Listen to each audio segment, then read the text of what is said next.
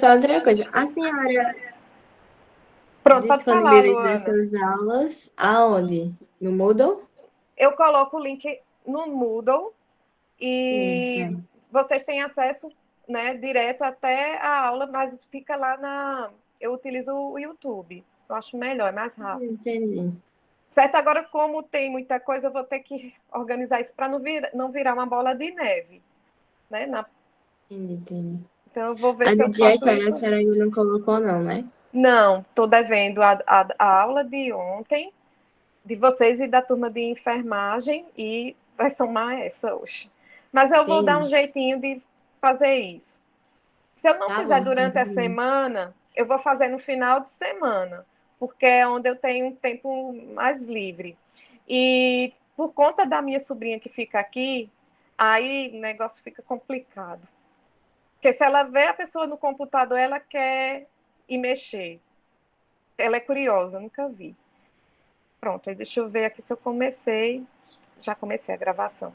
Aí pronto, já disse coisa que não era para dizer, mas tudo bem. Vamos lá, deixa eu só voltar aqui. Aonde? Deixa eu ver onde eu coloquei. Acho que eu tenho que minimizar. Deixa eu ver.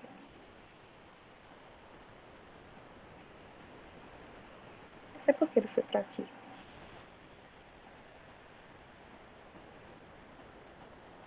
Não sei por que tem alguma coisa estranha.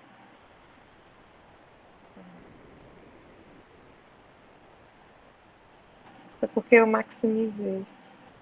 Pronto. Deixa eu voltar aqui. Bem, então, iniciando a aula de hoje, como vocês viram lá no cronograma, hoje será abordado só a anatomia funcional do sistema respiratório. É só para situar a gente com relação às estruturas que compõem esse sistema, certo? Haja visto que vocês vão ver em anatomia, né, ao longo do semestre, né, essas estruturas. Então, para a gente ter uma noção melhor e poder entender o funcionamento do sistema respiratório, então acho melhor iniciar com essa revisão, certo?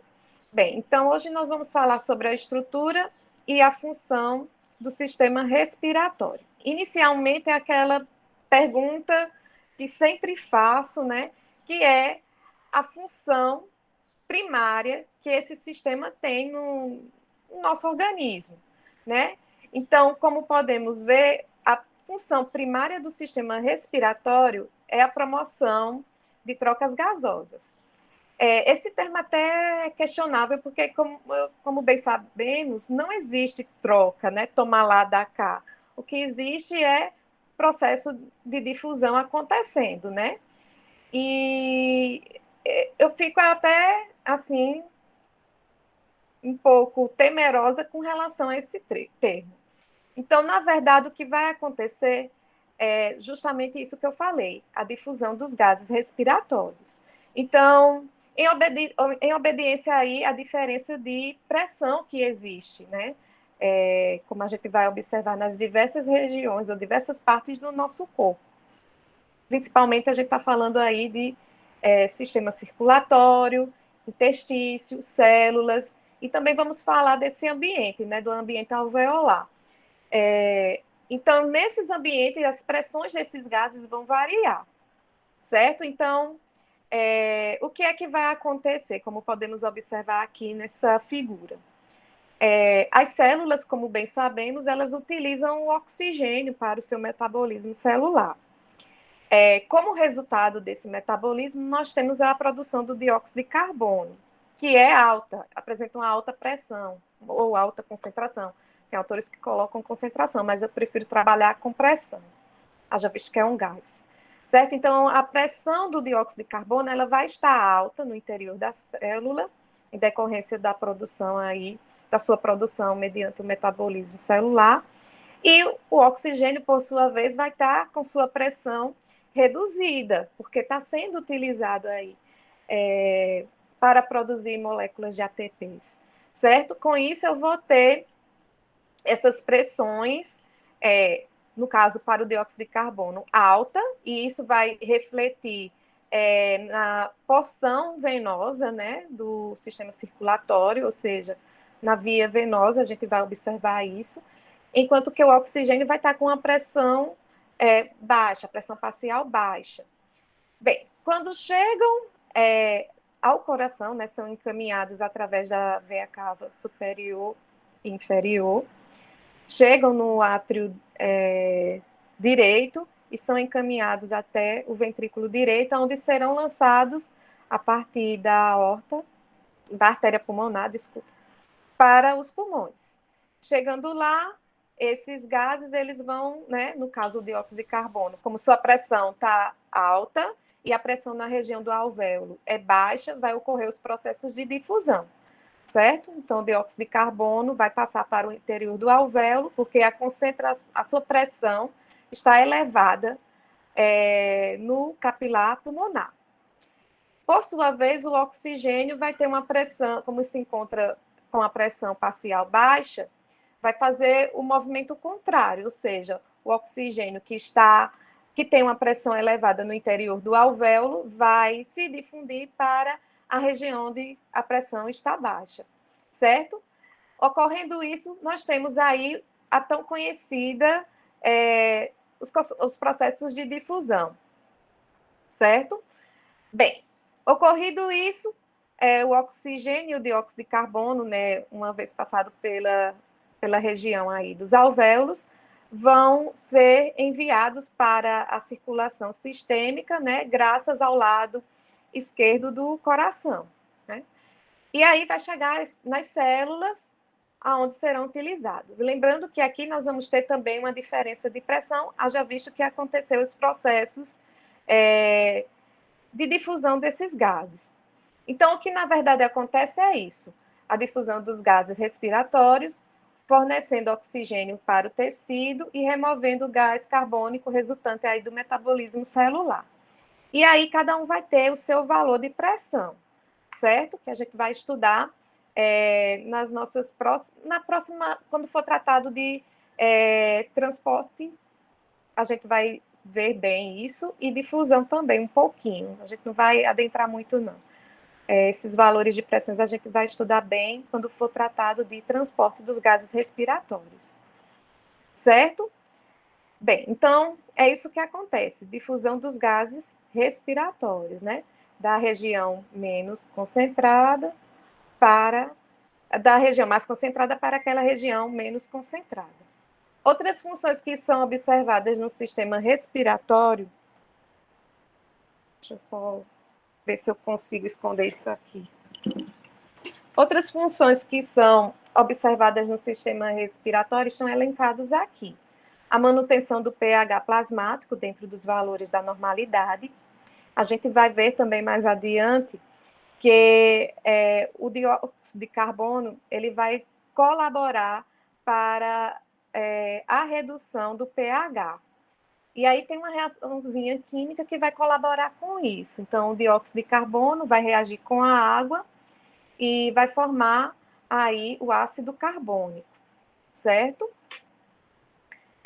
O ácido carbônico se dissocia, forma aí íons de hidrogênio e bicarbonato, certo? Então, essa redução do pH não é tão benéfica, né? Quanto maior a quantidade de dióxido de carbono, né, presente no sistema circulatório, tende a reduzir aí esse pH. E aí, qual o mecanismo que o organismo utiliza para evitar isso? A expiração, certo? Então, quando eu tenho aí um aumento na concentração desse gás no nosso organismo, o sistema nervoso central, haja visto que a gente tem distribuído no nosso corpo e também no tronco cerebral receptores, quimiorreceptores, que vão detectar esse aumento da concentração desse gás e também o aumento da concentração aliás, a queda do pH, conseguem detectar isso e enviar o sinal aumentando a ventilação respiratória. Então, o indivíduo vai ventilar mais para tentar normalizar aí essa questão, né? Então, mais dióxido de carbono vai ser eliminado durante a expiração, justamente para garantir que os valores de pH normais, que é 7,4, seja restabelecido, ok? Participação do equilíbrio térmico. Basta lembrar que quando o indivíduo está praticando exercício, né, a gente observa, né, que ocorre essa transpiração e evaporação, né, por meio, né, das vias aéreas, fazendo com que ocorra esse equilíbrio térmico. Possibilita a produção do som, vocalização, não vai ser objeto de estudo nosso, né, mas está aqui a outra função que é desempenhada. Então, durante a expiração, a corrente de ar, quando passa pelas cordas vocais, faz com que elas vibrem, né? No caso, as cordas vocais verdadeiras, faz com que ocorra a vibração destas, né? Permitindo aí a produção de som, certo? A fala e o canto também decorrem desse fenômeno, certo? Então, as cordas vocais vão vibrar, né, quando essa corrente de ar, né, gerada durante a expiração acontece. Filtração de eventuais êmbolos trazidos pela circulação venosa, e aí pode ser êmbolos de diversas naturezas, né? Então, chegou lá nos pulmões, os pulmões tendem a filtrar esses êmbolos e garantindo, assim, que não aconteça nenhum problema para o indivíduo, né? Que ele não possa seguir adiante e cair na circulação sistêmica. Defesa contra agentes agressores, e aqui decorre justamente do fato de que o sistema respiratório, ele mantém comunicação com o ambiente externo. Então, quando o indivíduo inspira em um determinado lugar, ele está inspirando, ele está levando para os seus pulmões o ar daquele ambiente.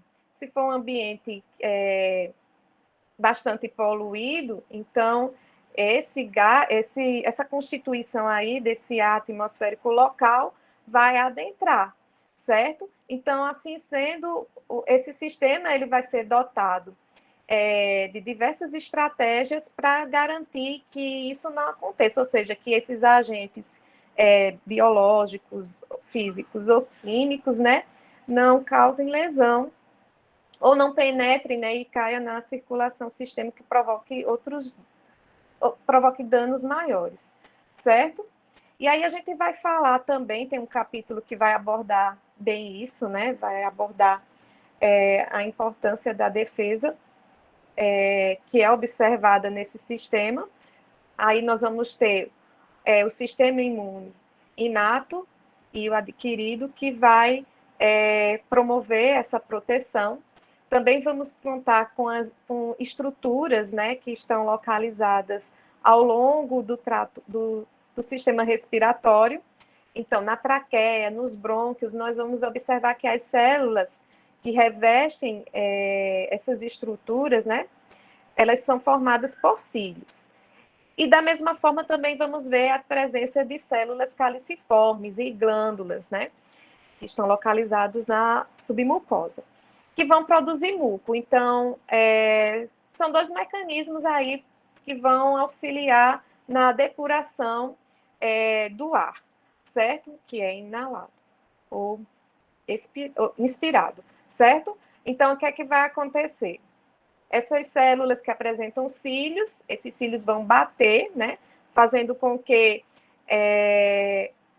as partículas contidas nesse ar inspirado, ou micro-organismo, né, precipitem, né, nessa camada de muco, e aí esses cílios vão e varrem. Entre essa camada de muco e as células que contêm os cílios, que são células colunares, né, existe ainda um local, né, que é conhecido, que é produzido, né, por essas próprias células, que é líquida, e que vai garantir justamente o movimento dos cílios, certo? Então, entre os cílios e a camada de muco, ainda nós vamos contar com uma pequena espessura, em torno aí de 7 micrômetros de líquido produzido pelas células. formando aí o líquido periciliar, certo? Esse líquido periciliar tem a função justamente de realizar o batimento dos cílios, né? Fazendo com que só as extremidades dos cílios tenham contato com o muco. Ah, meu Deus, deixa eu só tentar ver isso aqui. Qualquer dia desse eu... Vamos, criança. Não foi. Ai, gente, deixa eu ver se eu consigo tirar isso.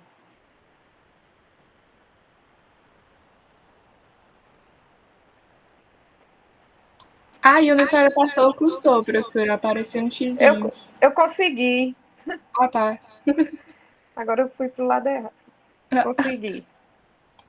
Pronto. Deu para entender, né? Então,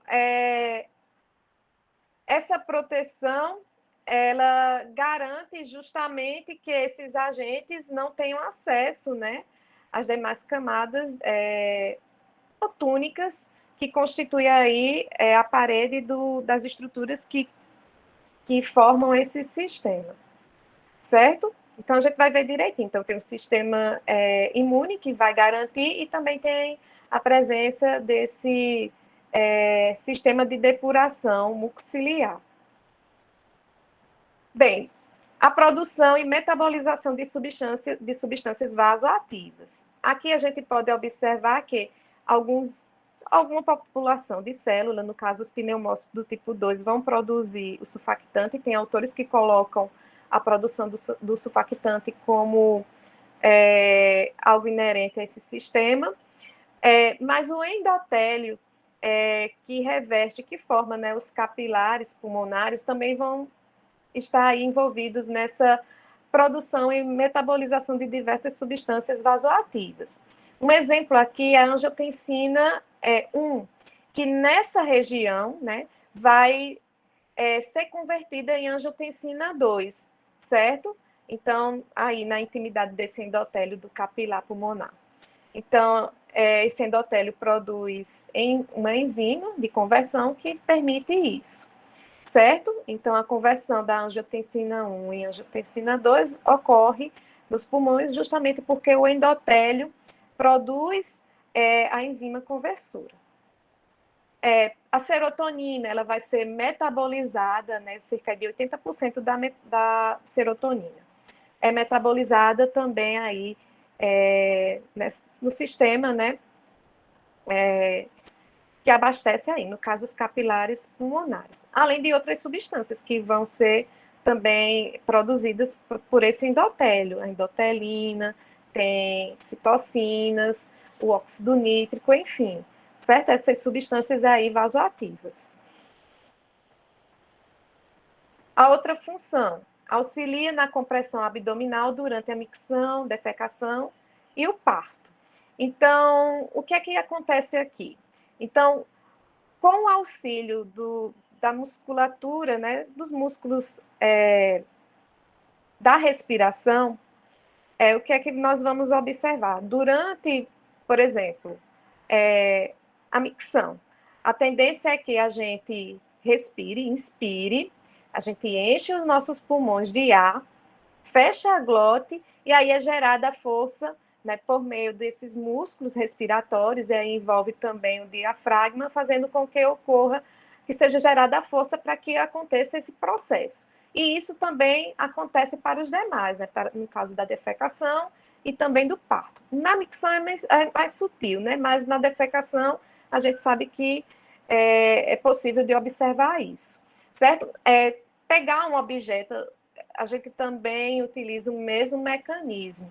A gente inspira a glote fecha, e aí os músculos da respiração vão ser responsáveis pela força pela qual nós vamos utilizar para suspender um objeto, ok? Então, é assim.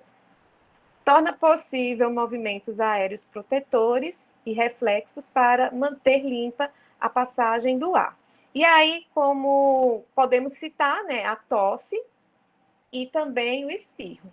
Lembrando que a tosse, ela é mais representativa porque ela vai depurar, vai limpar as vias aéreas, né? Enquanto que o espirro ele está muito mais localizado na cavidade nasal, certo? Mas mesmo assim gera a força, a corrente de ar que segue para as vias, no caso, as narinas, né? É a mesma que vai gerar a tosse. O que vai determinar aí é só a oclusão, no caso da tosse, da porção, né, da nasofaringe, né, vai obliterar aí a nasofaringe para que a corrente de ar passe para a boca. E com isso tem a limpeza, né? Lembrando também que tem a participação dos músculos respiratórios que vão gerar aí força suficiente para essa correnteza de ar, né, durante o processo, tenha velocidade suficiente para que o muco contido, né, na secreção da tosse, muitas vezes quando é uma tosse produtiva, né, às vezes tem aquela tosse seca. Então, essa tosse seca, ela não é tão produtiva, não apresenta essa produção, não apresenta naquela secreção. E aí, a secreção que contém muco, né, e os outros agentes acaba sendo eliminada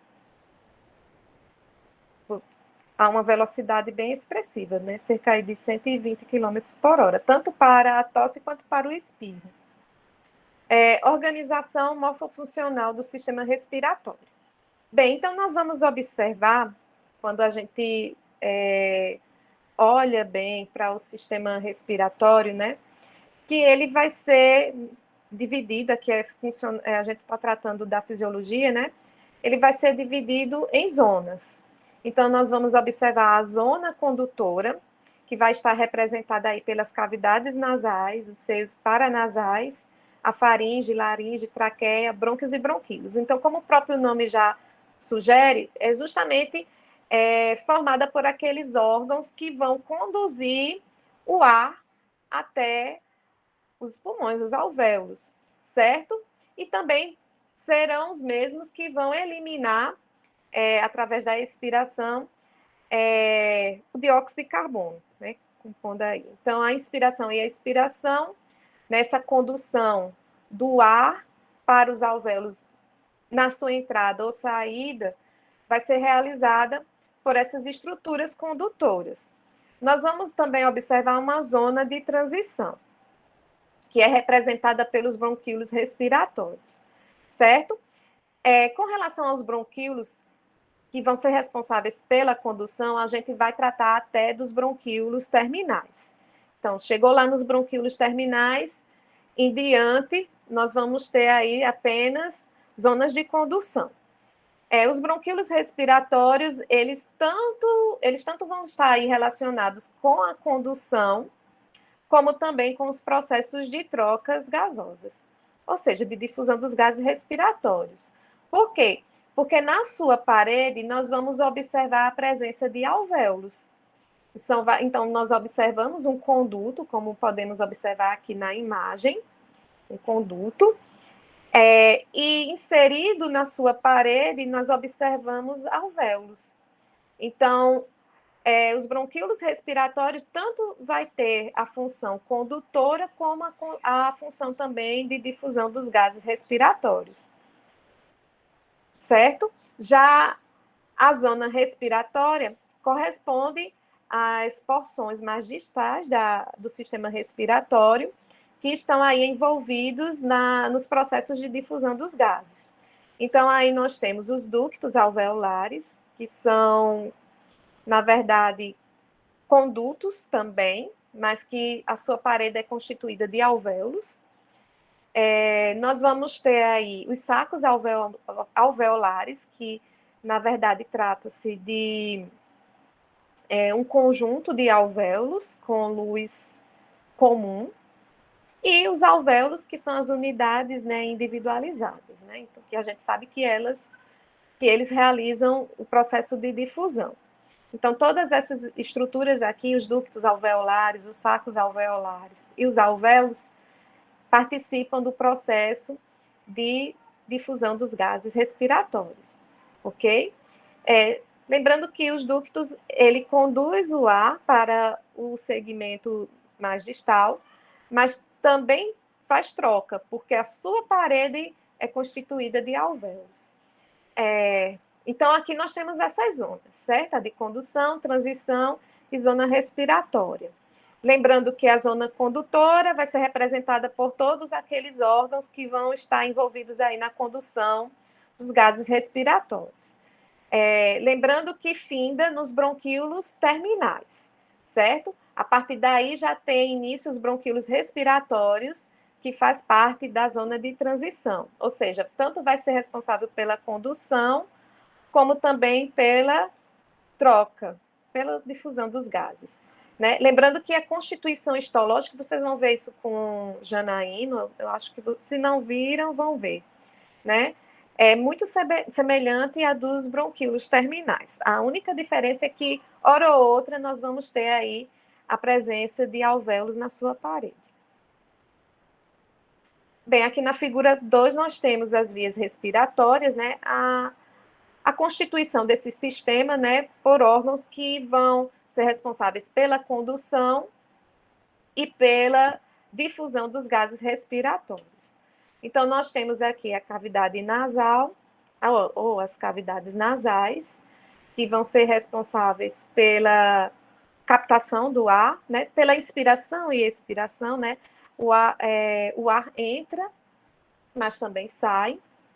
O volume da cavidade nasal é aí em torno de 20 ml, certo? Quando o indivíduo ele tem algum processo inflamatório presente nessa região, a tendência é que ocorra aí uma redução dessa capacidade, tornando-se aí reduzindo aí, né,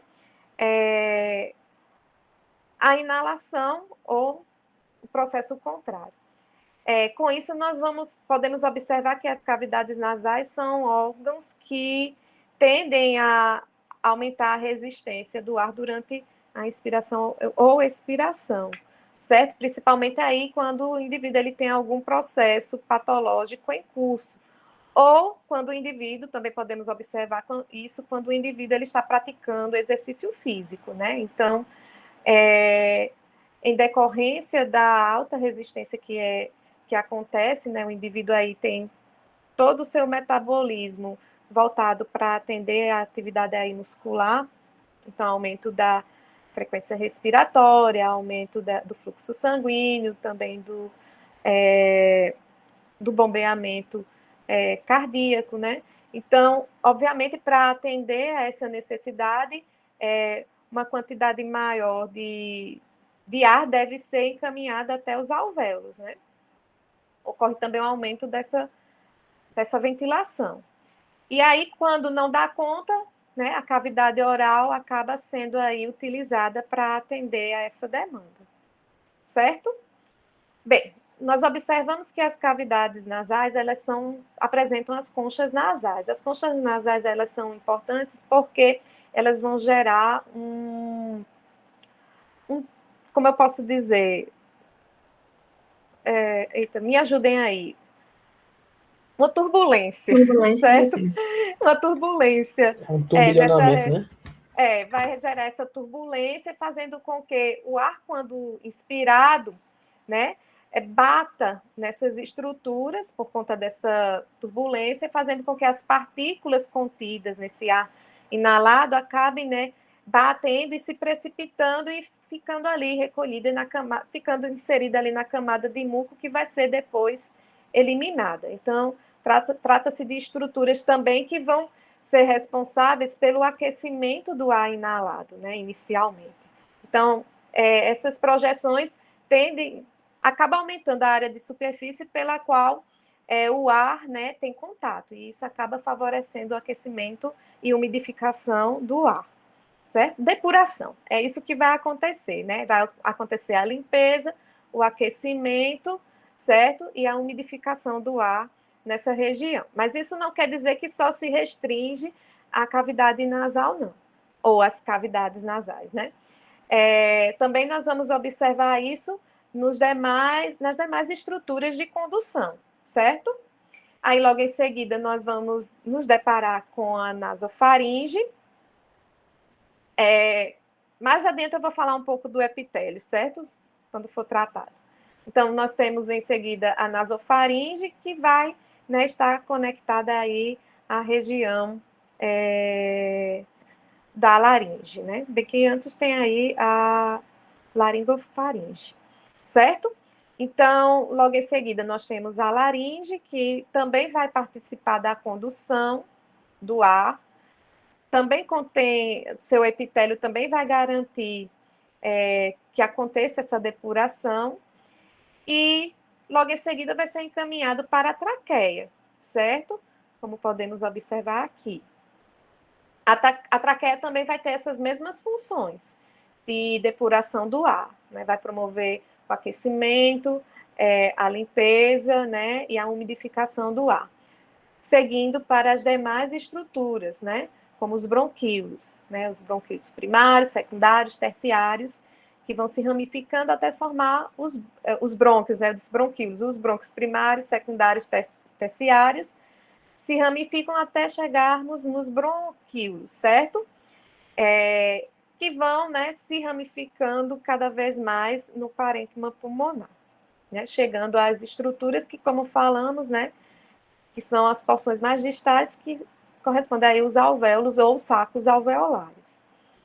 Bem, e aí já não vamos contar nos bronquíolos com as células produtoras de muco, né?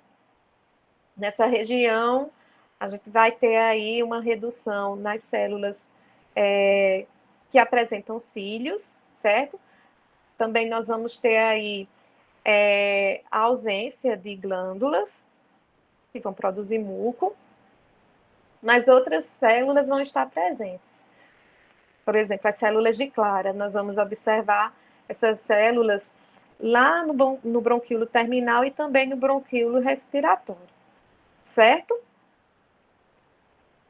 Bem, e findando, como eu falei, né, as estruturas mais distais são os alvéolos, que podem também estar aglomerados, né, formando as estruturas que eu mencionei anteriormente, que são os sacos alveolares. É o conjunto de alvéolos que compartilham aí da mesma luz. Bem, então são esses, né, os componentes, né, do sistema respiratório. São os órgãos que vão compor aí o sistema respiratório. Então, com relação ao número de alvéolos, né, nós temos aí cerca de 400 mil, né? Vai depender de autor. Tem autores que colocam aí 480 mil, tem outros que colocam uma variação, certo? Mas é mais ou menos isso, 400 mil alvéolos. Bem, agora a gente vai falar um pouquinho sobre o epitélio respiratório, que é o epitélio de revestimento, né, que vamos encontrar na traqueia, nos brônquios, também vamos encontrar na cavidade oral, principalmente na porção respiratória da cavidade oral. Então, a cavidade oral vai tanto apresentar um epitélio estratificado, né, pavimentoso estratificado, como também vai apresentar o epitélio respiratório, e ainda vale colocar aqui que existe também o epitélio olfatório, certo? Mas o nosso foco aqui é o epitélio respiratório, né, que vai ser constituído por essas células colunares que apresentam cílios na região apical, certo? O epitélio respiratório, ele é designado como epitélio colunar pseudoestratificado, né, em decorrência das diversas alturas que podemos observar de suas células, né, o que é notado pela altura variável, né, dos núcleos. Ok? Também podemos observar, aqui não dá para ver bem, mas também encontramos nesse epitélio as células caliciformes, que são produtoras de muco. Nessa imagem, a gente não tem noção muito bem desse tipo de célula, né? Só que a gente só vê mesmo as células colunares ciliadas, certo? E as células basais, que são as células com atividade proliferativa, né? Vão ser responsáveis pela renovação aí das células que formam, né, esse tipo de epitélio. E logo abaixo nós temos a lâmina própria, tecido conjuntivo frouxo. Bem, então aonde nós vamos observar o epitélio respiratório?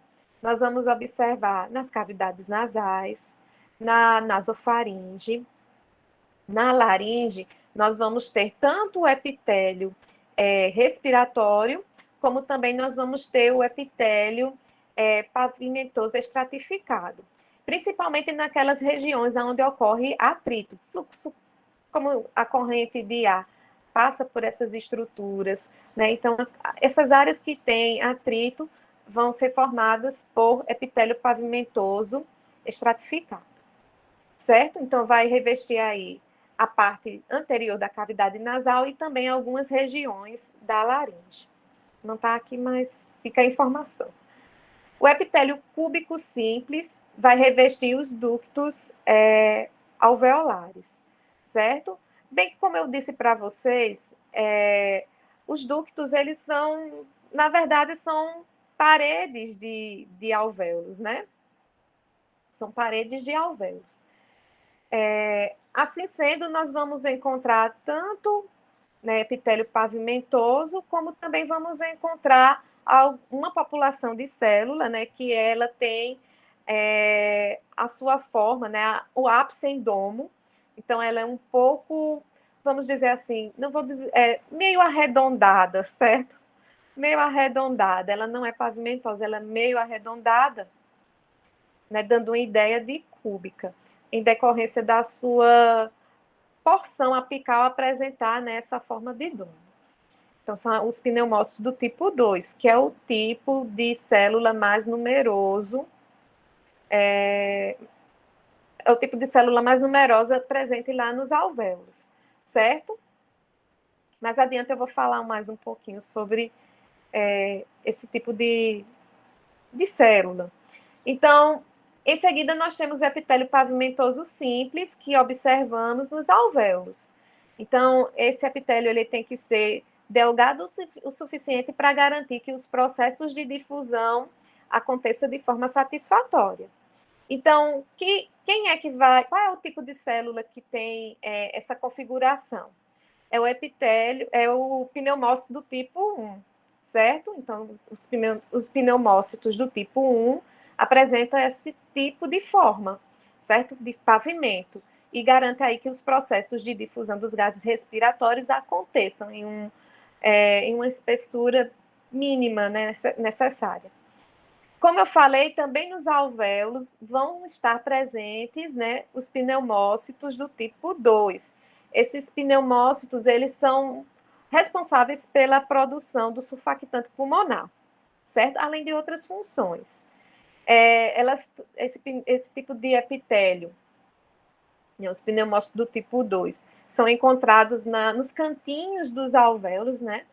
Por isso que também são conhecidos como células septais, e é um número mais numeroso.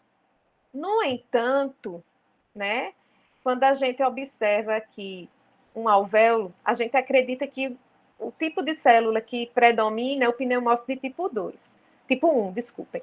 No entanto, o que é que acontece? O pneumócito do tipo 1, em decorrência dessa configuração de ser uma célula pavimentosa simples, ela é bem extensa. Então, com relação ao número, quem predomina é os pneumócitos do tipo 2. Mas em extensão, quem predomina é o pneumócito do tipo 1, que forma o pavimento, certo? Então, são esses os tipos de células que a gente encontra formando, né, o alvéolo. Bem, como podemos observar aqui, entre um alvéolo e outro, nós vamos encontrar a parede alveolar. Desculpa, gente, que contém aqui os capilares sanguíneos, contém tecido conjuntivo, fibroblastos, né, que é o tipo de célula que predomina nesse tipo de tecido, né, além de outras células que também estão presentes no tecido conjuntivo, certo? Então, essa parede, ela tem que ser também muito fina certo? Porque é justamente aqui que contém, né, os capilares que mantêm aí intimidade com o alvéolo e garanta aí os processos de difusão. Bem, fluidos que recobrem o epitélio pulmonar. Então, já falei até deles, né? O fluido periciliar, que, como eu disse, se localiza entre as células ciliadas do epitélio respiratório e a camada de muco, certo? Esse fluido ele vai ser produzido por células da limpeza do sistema mucociliar, ou seja, as células ciliadas. Ele recobre o epitélio das vias condutoras, ou seja, onde tiver esse tipo de epitélio contendo as células produtoras de muco, né? Então, nós vamos observar esse tipo de padrão, de fluido. Então, esses fluidos vão estar justamente presentes nessas regiões, onde eu tenho o epitélio colunar ciliado, onde nós observamos a presença de células caliciformes ou de glândulas, né, produtoras de muco. No caso, eu posso citar aqui as glândulas traqueobrônquicas, que o próprio nome já sugere onde são encontrados, né, na traqueia e nos brônquios. E são produtoras também de muco. Então, nessas regiões nós vamos encontrar, ok? Tá aqui bronquíolos terminais, mas temos uma ressalva aqui, que é com relação às células caliciformes, que se encontram ausentes, né, nessa região, onde tiver bronquíolos. Eu acho que aqui é brônquios, depois eu vou dar uma olhadinha aqui, é brônquios. Muco, também produzido, né, como a gente viu, vai ser produzido pelas células caliciformes e pelas glândulas traqueobrônquicas, certo? E também vai estar lá recobrindo essas regiões de condução, certo? Traqueia, brônquios, né, as vias aéreas superiores. Onde tiver vias de condução, tem tanto o fluido periciliar como o muco. E o surfactante, que, como eu falei, são produzidos pelas células do tipo 2, do alvéolo, que são os pneumócitos do tipo 2, e que tem a função aí anticolante, né? Uma vez que reduz a tensão superficial. Ok? Então, o surfactante, ele reduz a tensão superficial e garante que os alvéolos se mantenham, né, abertos. Quando eu tenho uma redução na produção de surfactante pulmonar, eu vou ter aí um probleminha, né? Que pode acontecer em decorrência dessa produção insuficiente ou ausente, que é o cobalamento dos alvéolos, certo? Então, isso decorre justamente da tensão superficial aumentada, né? No interior do alvéolo, nós vamos também ter uma película de líquido. Então, a tendência é que essa gotícula, as forças de coesão, né, atuem aí, fazendo com que, durante a expiração, essas estruturas se fechem, né? Isso quando não temos o surfactante produzido de forma adequada ou até mesmo ausente. A gente também vai falar um pouco mais sobre o surfactante pulmonar.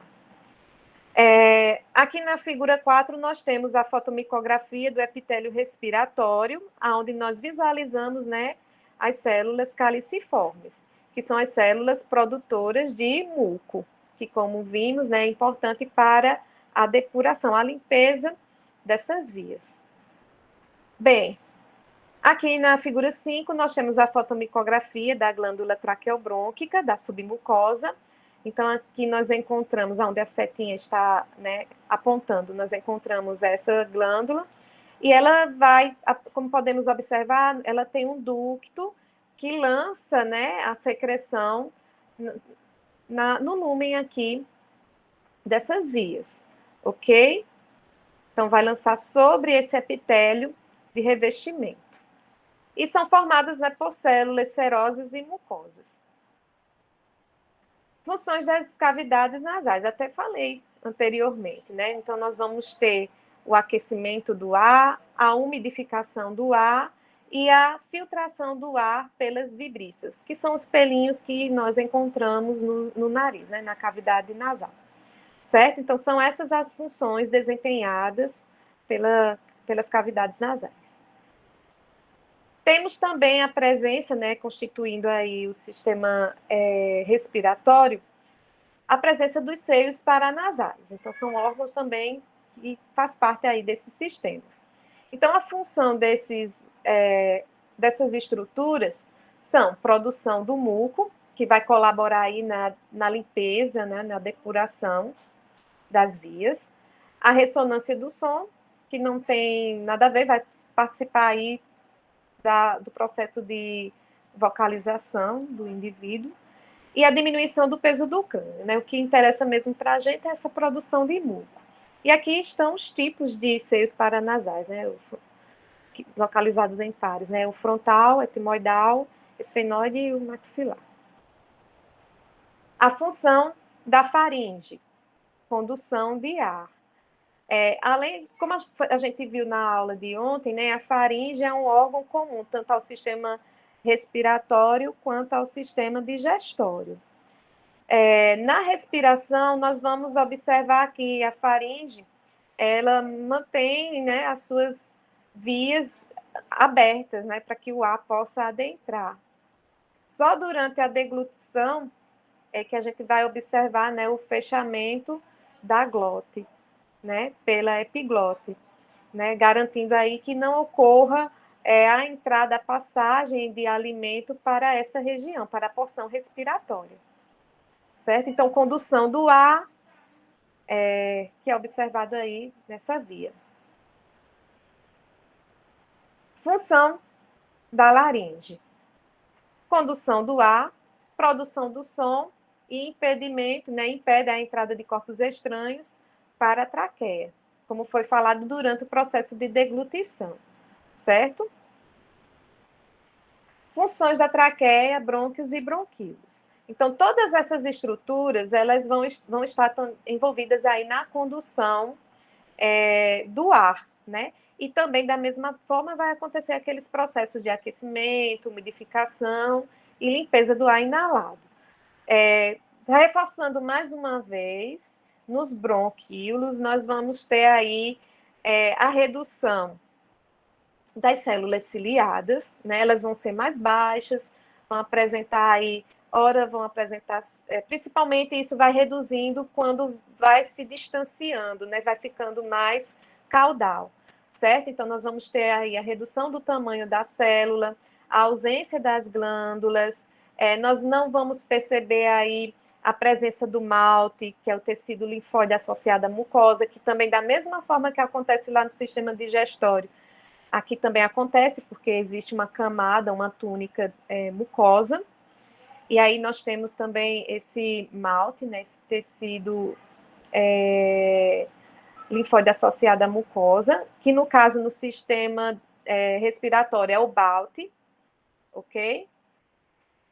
Ausente lá nos bronquíolos, e cartilagem também ausente. Então, são características distintivas dos bronquíolos dos brônquios, né?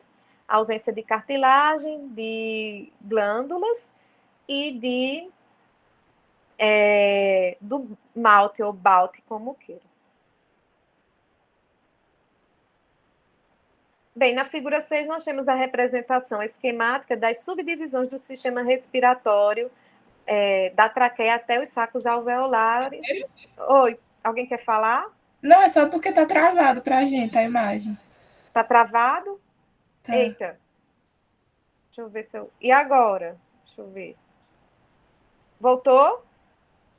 Deixa eu dar pra cá duas juntas, tipo, metade de uma e metade de outra? Não, deixa eu só... Eu vou... Agora tá como? Agora tá normal, agora ficou certo. Pronto, deixa eu só... E agora? Agora tá certo, figura 6. Pronto. Qualquer coisa avisem aí, gente, porque eu tô Tá certo, às cegas aqui. Deixa eu ver, beleza. Pronto, voltando aqui para a figura 6, né? Nós temos a representação esquemática da subdivisão do sistema respiratório. Então, vemos aqui, né, a ordem de geração, que vai de 0 até 23, então nós vamos contar com 23 subdivisões ou gerações, certo? Culminando aqui com o mais distal possível, que é representado aqui pelos sacos alveolares, certo? Então, a primeira geração, ela começa por 0, que faz referência à traqueia, e aí isso mostra, né, as ramificações, as subdivisões que esse sistema traqueobrônquico realiza até chegar lá nos sacos alveolares, certo? E aqui as zonas que a gente falou, né? A zona de transporte, de transição e respiratória. Então, observem que a zona de transporte, ela vai até a 16ª geração.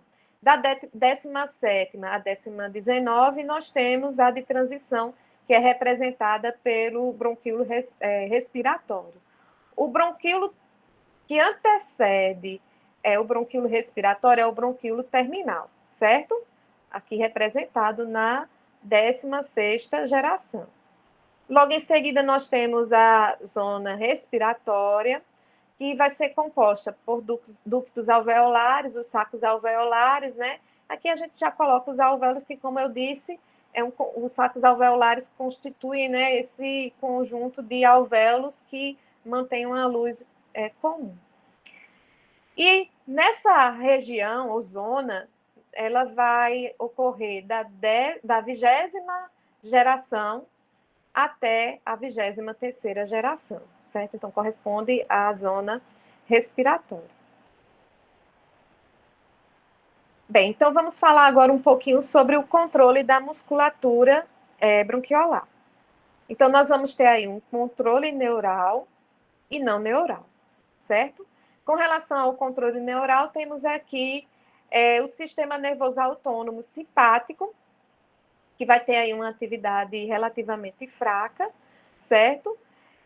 Nós vamos ter o controle parasimpático, onde a acetilcolina ela vai promover a broncoconstrição leve a moderada, né, dos bronquíolos.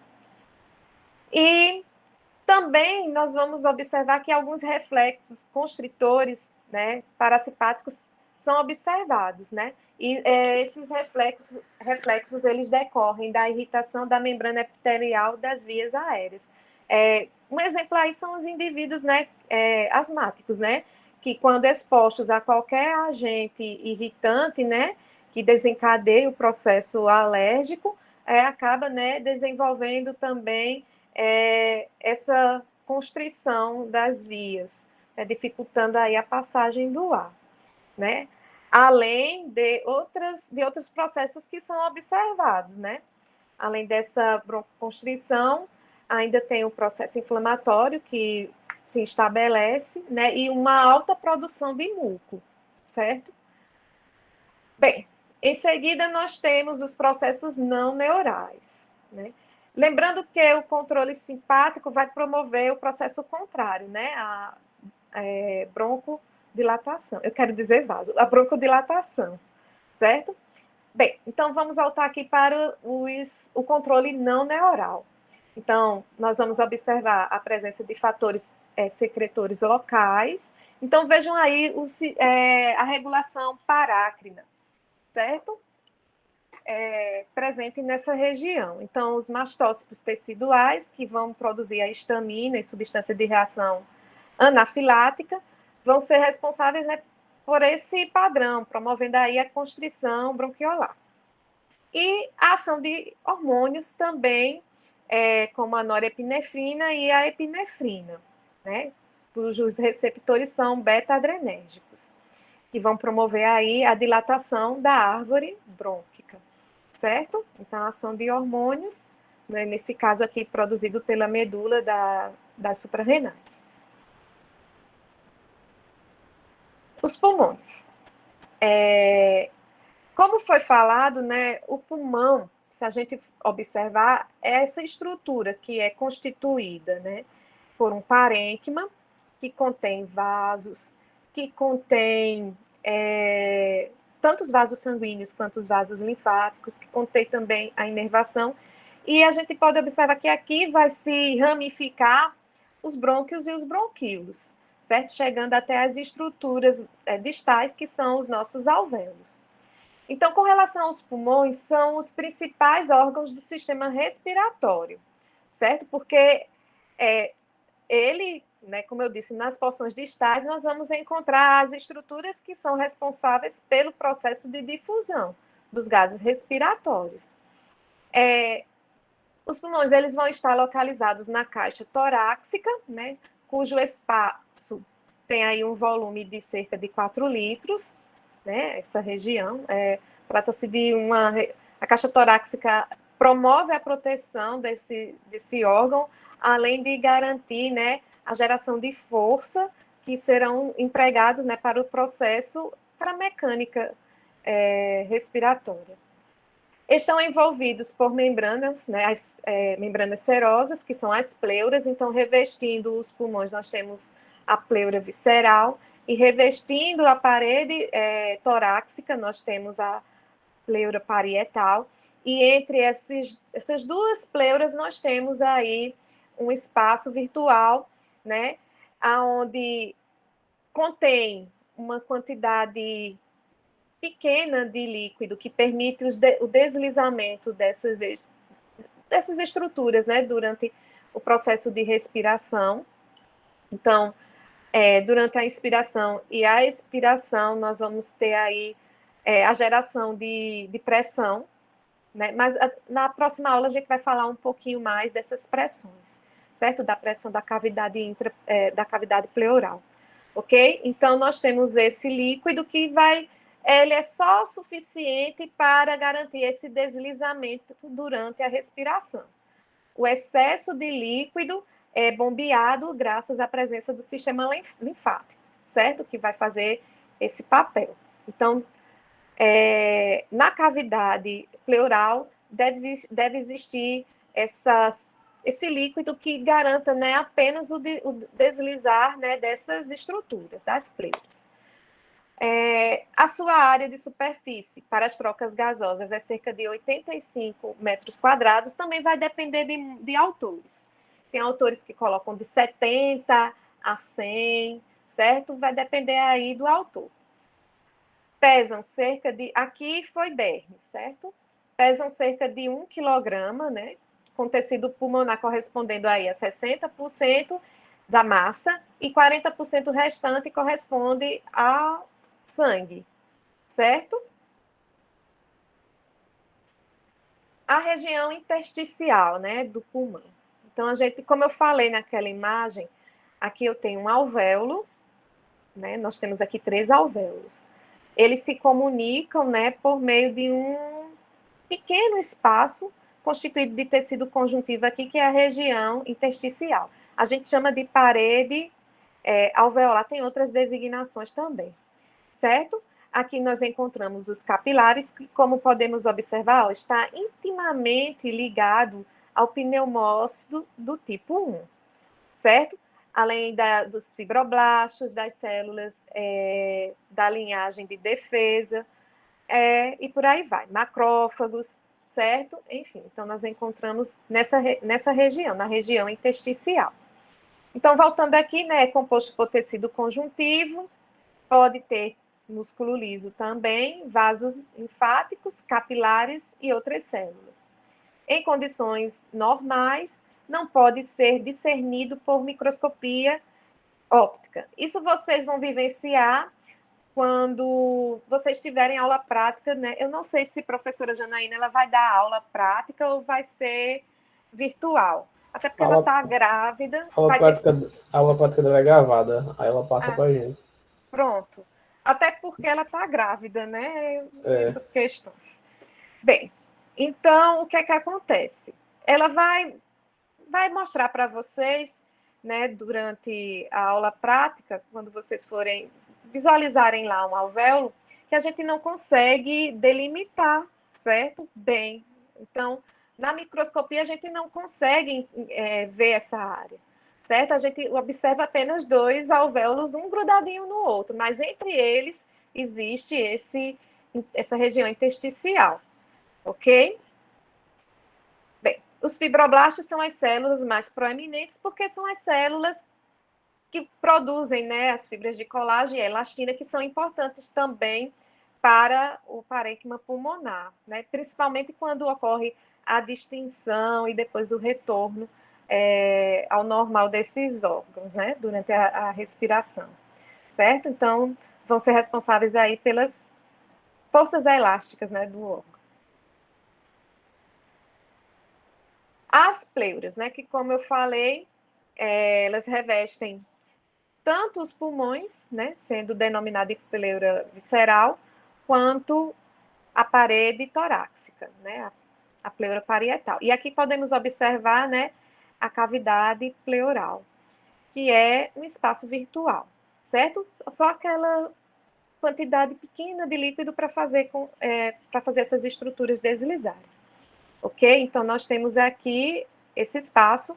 A pressão aqui, ela é subatmosférica, ela é negativa, certo? E vai variar de acordo aí com o ciclo respiratório, ok? Na inspiração, a gente encontra um valor e na expiração, outro, certo? Que vai variar aí. Então, na expiração, ela vai se tornar gradativamente mais negativa, de -5 a -7, e na expiração, o processo contrário, de -7 a -5 milímetros de mercúrio. As pleuras, até já estou passando informação da aula da semana que vem. As pleuras, né, elas vão ter as seguintes funções: a compartimentalização. Então, nós temos o hemitórax direito e o esquerdo, e cada um destes vão ser revestidos por pleura. Então, cada uma delas compartimentaliza esse pulmão. Então, se porventura um pulmão desse for afetado, por exemplo, por algum agente, vamos botar um agente físico, né? O outro, ou biológico, né? O outro, ele pode estar saudável, porque existe essa compartimentalização, certo?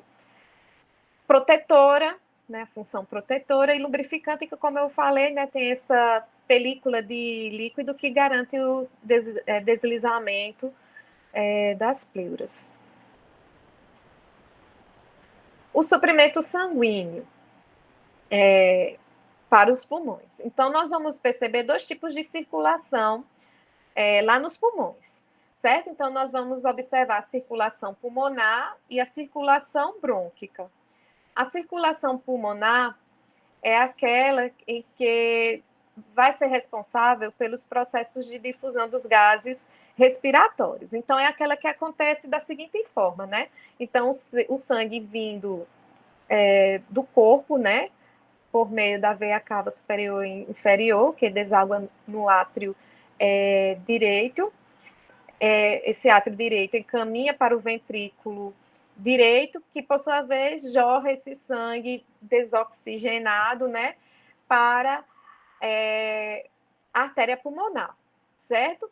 A artéria pulmonar vai lá, se ramifica, encontramos lá os alvéolos, os capilares pulmonares em íntima associação com os alvéolos. Então, o sangue que passa por aí é um sangue com uma pressão parcial de oxigênio baixa e com uma pressão parcial de dióxido de carbono alta, né? Já no alvéolo, nós vamos ter aí o contrário: alta PO2 e baixa PCO2.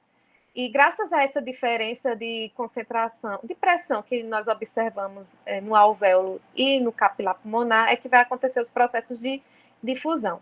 Tudo isso que eu citei para vocês corresponde aí à circulação pulmonar, certo? Que vai do ventrículo direito, todo eu quero dizer esquerdo, né? Até chegar lá na intimidade dos alvéolos, ok? Chegando até o átrio, acho que até o átrio esquerdo, né? Não, esqueçam, é até aí mesmo. Já a circulação brônquica é aquela que tem sangue oxigenado, certo? Advém lá da aorta, né? O ramo da aorta acaba sendo responsável pelo fornecimento de oxigênio e nutrientes para as diversas partes das estruturas que constituem aí o pulmão, né? Os brônquios, os bronquíolos, certo? Então, esse tipo de circulação vai nutrir, vai oxigenar as estruturas, os órgãos que estão presentes nos pulmões, né? Os brônquios e os bronquíolos, ok? Então, se origina da aorta e provê nutrição para o parênquima pulmonar. Já a circulação pulmonar traz sangue desoxigenado do ventrículo direito para as unidades de troca gasosa, né? Para a remoção do dióxido de carbono e oxigenação antes que o sangue retorne para o átrio esquerdo e seja assim distribuído para o corpo. Bem, a inervação. Então, nós vamos contar com o sistema nervoso central. A gente vai ter um capítulo que vai fazer essa abordagem, né, do controle ou regulação da ventilação. Então, ele vai ser responsável pelo controle automático da respiração. Então, nós temos lá o tronco encefálico, né, lá no bulbo e na ponte vão estar localizados grupos de neurônios que vão ditar aí o ritmo, né, da ventilação, certo? Já o sistema nervoso periférico, nós temos aí o sistema nervoso autônomo, né? Sistema nervoso autônomo que vai garantir também o controle desse sistema. Então, nós temos o sistema nervoso autônomo simpático e parasimpático, que também aí são pertinentes. Então, conduz e integra os sinais do ambiente para o sistema nervoso central por meio de neurônios sensores e motores. Certo? Bem, então o sistema nervoso... Oi. Eu fiquei em dúvida com relação à questão da circulação. Porque na minha cabeça a circulação brônquica seria a que faz a troca gasosa e a pulmonar que nutre o parênquima, mas é o contrário, né? É o contrário mesmo. A pulmonar sempre vai estar relacionada à troca. E a brônquica é a que vai acontecer as trocas gasosas, certo? Sempre vai... Na circulação pulmonar, nós vamos ter um sangue pobre em oxigênio e rico, a grosso modo, né, em dióxido de carbono. E já o contrário acontece como parte de um ramo da aorta, então da aorta já sai, né, o quê? Tem sangue o quê? Oxigenado, certo? Então vai abastecer esse parênquima aí de oxigênio, né? Ele precisa também, ok? Certo, entendi. Obrigado, professor. Por nada. A gente vai falar sobre isso também. Tem um capítulo que fala só sobre essas questões, certo? Bem, então vamos aqui. Então, o sistema nervoso autônomo, né? O parasimpático e o simpático. Então, o parasimpático, como a gente viu, ele vai promover, né, a constrição das vias aéreas, a dilatação dos vasos sanguíneos e o aumento da secreção glandular, certo? E o contrário vai ocorrer com relação ao simpático. Vocês viram isso com certeza lá com o professor. Quem é o professor? É professor... Alexandre. Alexandre, né? Então, vocês já viram com o professor Alexandre. E aí, o sistema simpático, o contrário, né? O relaxamento das vias aéreas, constrição dos vasos sanguíneos e a inibição da secreção glandular. As funções da rede linfática dos pulmões. Então, nós temos aqui, né, a defesa imunológica, como vimos, é um órgão que é um sistema, melhor dizendo, que mantém comunicação com o ambiente externo. Então, o ar que chega nos alvéolos é o ar que contido naquele ambiente local. Se é um ar puro, né, deixa eu dizer um lugar, meu Deus, lá de Fernando de Noronha, certo? O indivíduo lá está respirando um ar puro. Ou é um ar lá de São Paulo, o indivíduo está lá em São Paulo, né? Fazendo essas comparações. Então, o que entra nos pulmões desse indivíduo vai refletir justamente o ambiente em que ele está. E aí o sistema linfático, né, vai garantir justamente essa função de defesa e remoção do fluido linfático. Todo o excesso de líquido, ele deve ser removido dos pulmões, certo? Então, tem lá os alvéolos ali naquela região da parede alveolar, como eu falei para vocês, né, que é constituído por tecido conjuntivo. ela deve manter aquele espaço assim bem sequinho, não pode ocorrer nenhum acúmulo de líquido, nem nessa área, na região intersticial, nem tampouco no interior dos alvéolos, certo? E quem vai ser responsável por esse bombeamento é justamente o sistema linfático, certo? Ademais, o sistema linfático também, como eu falei, vai garantir que a manutenção do espaço virtual, da cavidade pleural, se mantenha. Então, todo o líquido excedente, porque ali também a gente não pode falar que é esse líquido que existe lá no espaço pleural, na cavidade pleural, é estático, não, ele é dinâmico, ele está sempre sendo ali renovado, certo? E retirado. E aí temos o sistema linfático que vai garantir esses processos. Na clínica, então nós temos aí as doenças pulmonares obstrutivas crônicas, a DPOC, que são doenças que vão afetar, né, as vias de condução aérea, causando a falta de ar. E como exemplo nós temos a asma, a bronquiolite, bronquite crônica e fibrose cística. As causas da obstrução ao fluxo de ar das vias aéreas são, sempre nós vamos observar isso, né? O aumento da produção de muco, né?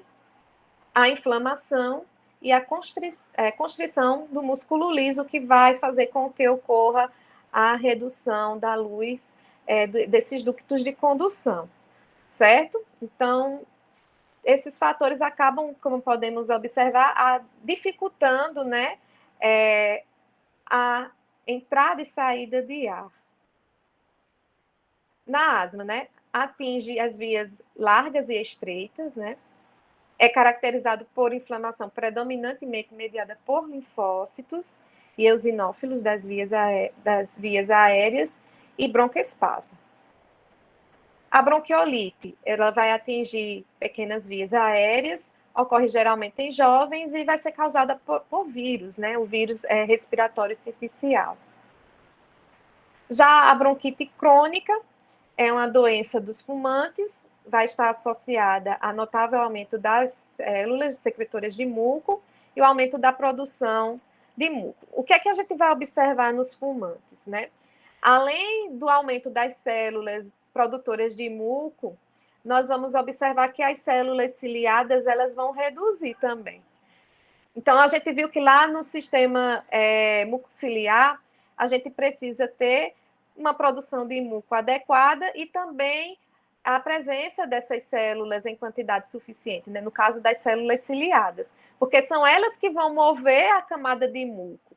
Então, sem esse movimento, o que é que acontece? O muco fica retido lá nas vias de condução, e isso não é interessante, né? Ficar lá o muco retido, até porque o muco é um material, né, formado de mucina, né? Acaba servindo aí de substrato para micro-organismos fazerem, né, a festa, né, crescerem nesse ambiente, ok? Por isso que tem que existir essa eficiência, né, conjunta, né? As células ciliares, promovendo o movimento ciliar, fazendo com que aquela camada de muco que contém as partículas, micro-organismos, né, incrustados, possa ser encaminhado para as vias respiratórias superiores para justamente serem eliminadas, né? Pode ser eliminadas através da tosse, né? Como a gente viu, pode ser expectorada através dessa forma, ok? Por isso que muitas vezes a gente observa em fumantes que ele tosse muito, é uma tosse produtiva, né? Em decorrência justamente desse fato, ele tentando retirar aquela camada de muco, né, que não saiu pelas vias, né, normais, né, em decorrência da falha aí da quantidade de células ciliadas. A fibrose cística, né, então trata-se aqui de uma doença geneticamente herdada e no sistema respiratório vai afetar aí os canais também, né, de cloreto das glândulas exócrinas de forma lesiva. Certo? Então, aqui, o que é que a gente vai perceber? Lembram do líquido periciliar que eu falei, né, que está entre as células ciliadas e a camada de muco. Então, o que é que vai acontecer? Vai afetar justamente essa camada, certo? Além também da constituição aí do muco, né? O muco fica mais espesso. E essa camada de líquido periciliar fica, né, a sua coluna fica menor, ok? E o que é que acontece? Isso dificulta, né, o batimento dos cílios, certo? Então, os cílios, as extremidades vão estar cada vez mais projetadas na camada de muco, e a força que essas células precisam para empurrar, né, é bem maior do que aquelas observadas em indivíduos normais, né, cuja a coluna de líquido permite que apenas a extremidade do cílio tenha contato com o muco. Isso a gente vai falar também quando formos abordarmos, né, outras funções dos pulmões. E provoca nos pulmões obstrução leve, obstrução e leva a infecções pulmonares recorrentes, né, porque não tem essa retirada constante, né, da camada de muco que contém aí as partículas, né, os agentes, quer sejam esses agentes físicos, químicos, né, químicos não, vamos dizer físicos e biológicos, porque químicos é quando o indivíduo ele é exposto a alguns gases. E aqui a gente conclui a nossa aula. Essa aula ela é breve, certo? Ela é breve. E aqui são as fontes que eu utilizei para a construção, o Berne e Guyton. Ok? E a gente aqui conclui. Deixa eu ver que horas são. Quando tem, geralmente é isso, uma eu corro para concluir, enquanto essa eu concluo com certa tranquilidade. Não vou fechar aqui não, porque eu tenho medo de... Deixa eu só minimizar. De fechar tudo. Não, aqui não, Denise. Ai, tô me atrapalhando todinha aqui. Deixa eu parar aqui a apresentação.